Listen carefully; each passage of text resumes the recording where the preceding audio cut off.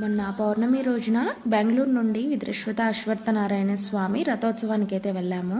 అదే రోజున హనుమాన్ జయంతి ఉత్సవాలు కూడా జరుగుతున్నాయి. రైల్వే స్టేషన్ నుండి టెంపుల్కి కాస్త డిస్టెన్స్ ఉంది, వాకబుల్ డిస్టెన్సే.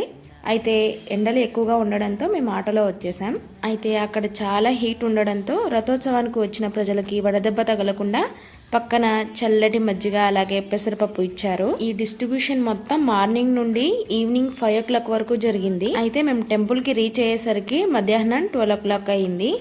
అయితే మేము రథోత్సవం మిస్ అవుతున్నామేమో అనుకున్నాను. మేము టెంపుల్ కి ఎంటర్ అవ్వగానే విత్-ఇన్ 2 minutes లో రథోత్సవం స్టార్ట్ అయింది. అయితే అందరూ బాగుండాలి, అందులో నేనుండాలి అని చెప్పేసి మా వారు రథాన్ని లాగడం మొదలుపెట్టి రథాన్ని ఆపాక గుళ్ళో ఉన్న నారాయణ స్వామిని దర్శించుకోవడానికి వెళ్ళి కొబ్బరికాయ సమర్పించుకొని, అదే రోజు హనుమాన్ జయంతి కాబట్టి హనుమాన్ కూడా ఒక కొబ్బరికాయ సమర్పించుకొని అన్న ప్రసాదాలు స్వీకరించడానికి వెళ్ళాం.